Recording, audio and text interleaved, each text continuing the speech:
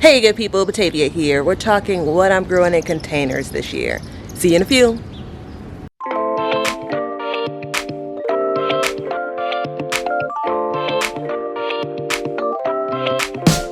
Okie doke, so quick housekeeping items. Thank yous to those who like, watch, comment, share, subscribe to Be Better Garden. We appreciate it.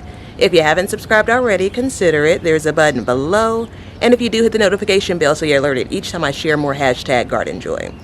Let's see, other housekeeping items. I am going to walk through today what's been planted in containers, so what we have in the backyard that we're growing. There is another video that I'll link that talks about the different types of containers, so basically nothing but container sizes, things that work well at growing in some of them. So I'll link that, but if you have questions about something you see today, feel free to drop it below. Okay, doke. So I'm just going to do a quick view of where everything is, then we'll dig into each of the containers. So this is what I have on the deck this year. I scaled back because I wanted to make sure that folks, when they came, could comfortably kind of walk around, hold on to a railing, and feel comfortable here. Next up, we have some buckets that we're growing in along the fence line. I'm gonna pan around. Next week, we're gonna do a kind of backyard raised bed garden tour. So you'll see what I have growing in these raised beds. This is a set of containers that I have kind of put out in a row, and I have them covered. This is new, so this is like a row of grow bags. So I have it between the cage baby and then this bed here, and we'll talk about what's in those. Then my favorite space to grow in as far as containers is along this wall here. Last year we did potatoes. We're doing some different things in it this year. And one more set, and this is where we'll start talking about what we're growing. So inside of the cage baby, I have some ends and odds that are tucked into what's kind of the stepway or walkway. So I'm going to open this up and then we'll take a look. Okay, doke. So we have things opened up here. These are 3 sets of containers, and we'll try to put a picture of what they looked like when they were more empty. So in the back we have 2 broccoli plants, and they've started to form heads. They're doing okay. I'll be harvesting these when they get a little bit larger. It is kind of taxing on that 7-gallon container. There's probably not a lot of soil left as those roots can get kind of large for those plants. Next up I have some cauliflower here, and then there's cabbage here. And these plants are just struggling a little bit in these smaller containers compared to the ones in the raised beds.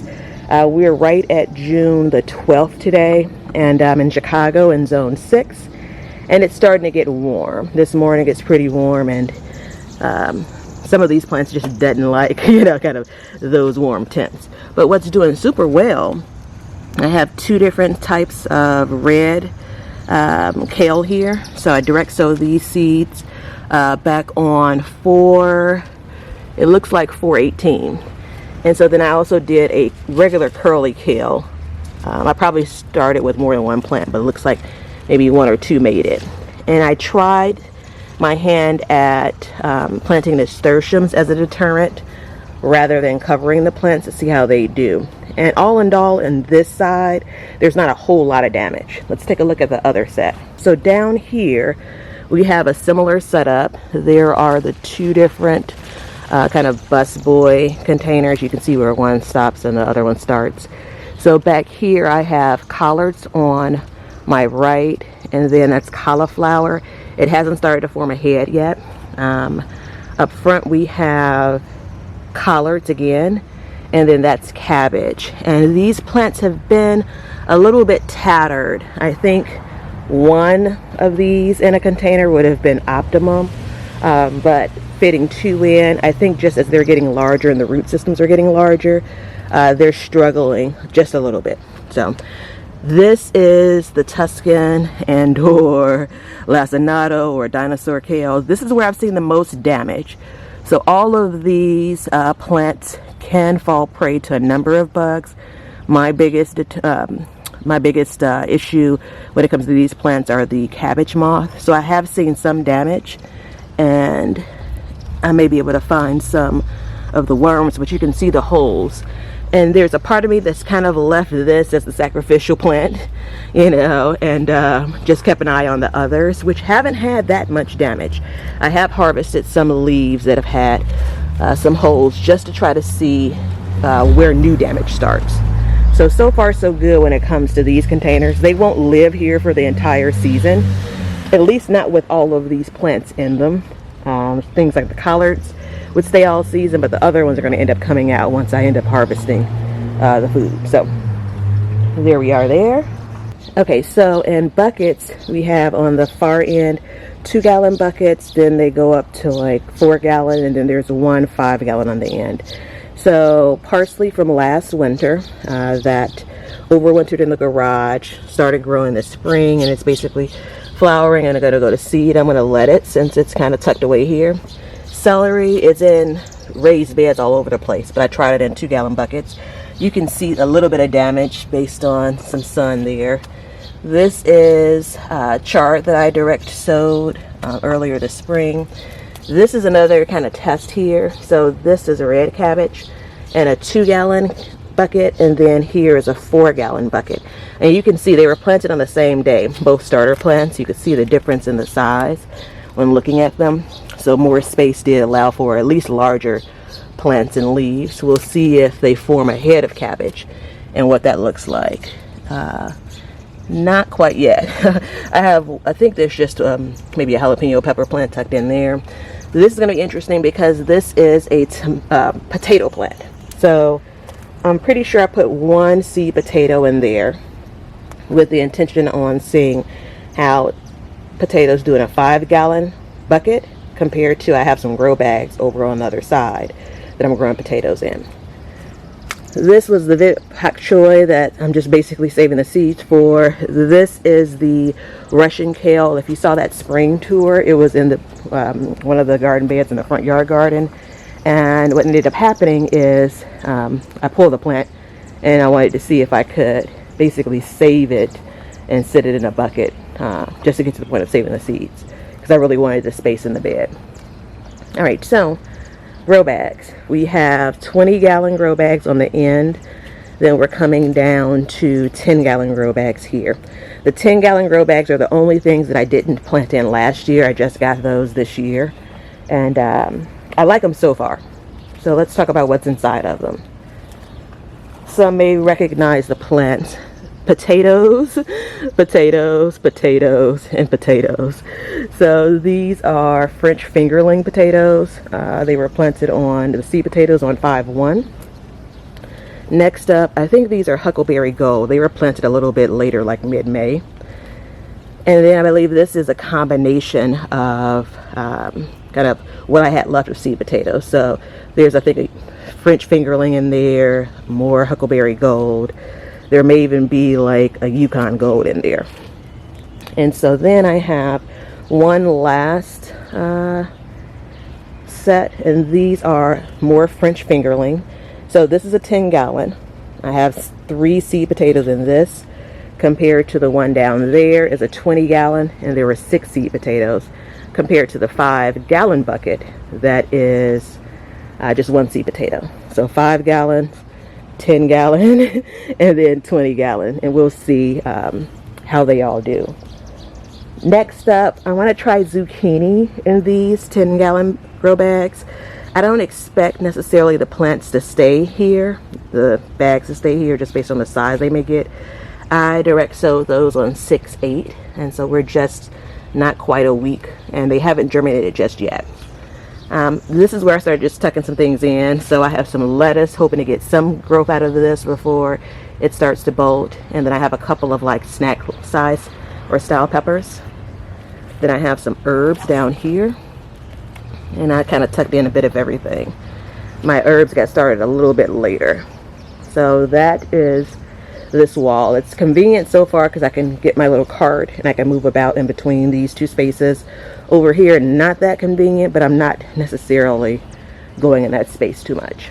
I transplanted this very early in the spring for me. This is actually a volunteer, so I don't know what the tomato is going to be, but it's the first tomato out. I think it's a cherry tomato plant. I ended up bringing a container inside last winter, looked up and there were tomato seedlings. So I carried them through the winter and the spring just to see what would happen. And I got 2 of them planted out. So these will likely be the first tomatoes of the garden. It's looking good so far. And then I just tucked in recently some basil here. You can see I'm using, in the backyard, if I've mulched, I've used shredded leaves, which is new to me, but so far I like it a lot. So this is kind of, let's see what happens. So I have okra plants. You can see there's a transplant that I planted, and then I direct sowed a couple more. I probably only keep, well, I'm not gonna be dishonest, I'll probably keep all 3. I probably should only keep 2 in this container. Someone asked me last year, I think, about growing okra in containers versus like in raised beds or on the ground. And I really thought it needs to be a big container, you know, because okra can have a really big root system. And I'm just trying it out now. So these are 20 gallons, all of these blue ones. Here, and this is the attempt to try to do some trellising. I just have a sunflower in the middle, just because. And then you can see the beginnings of, right there, of cucumber seedlings. You can see them over there. So I direct sowed those just on 6/8. So what's that, 4 days ago? And they've already germinated. Next up, these 2 containers, we're doing corn. Yeah, so we have first time growing corn this year. I did corn in a raised bed, and it's over there. You can see it's come up. That was planted on April the 27th. This corn was direct sowed on 6/8 again. I just dropped some lettuce in the middle, knowing that it'll be done way before the corn really gets up to size. So I direct sowed, I think going around, the intention is 6 plants. And so I double sowed some, and I'll end up pulling the weaker seedling. But so far so good. I checked around online for folks that are really growing corn in containers. I actually know a couple of gardeners that are doing it, so we'll see. Very last set of containers are going to be in this kind of row here. This is probably the most inconvenient space in the garden when it comes to how I've set this up. But luckily I don't get into these beds that often, and so it's not that big of a deal. But I'm going to uncover this and let you check it out. So while this isn't my favorite setup, these are one of my favorite types of containers. These are kind of the rectangles that are about 16 or 17 gallons. I like them a lot because they're pretty decorative. They actually stack nicely, as you can see. I have cabbage here that has some damage. I've kept it covered with the tool, but it hasn't been covered. Like, there are moments like this where I take it off, and so I also have transplanted some things in that may have brought some bugs with them. So I'm doing 4 inside there. This is more cauliflower, and you can see that there's some damage on these leaves. I'll probably give this a spray of neem oil today, and I'll clean up some of these dead or dying leaves. And then I have some onions kind of tucked in here. And then on the far end is where I have some bok choy that I started from seed and just transplanted out. This is going to be the shortest kind of crop along this line as far as containers, because it'll come up to size and I'll start harvesting it before it bolts, as it will pretty soon here. One more, I forgot about the sweet potatoes I have tucked away in here. We're doing sweet potatoes in 1 grow bag this year, and then we have them in a raised bed in the front yard. Okie doke, so I appreciate you spending some time with me. If you have any questions, comments, or suggestions, feel free to drop them below, and I shall see you all in the next one. It's going to be raised beds in the backyard. There are like 8 raised beds we're growing food in, so I'll see you guys then.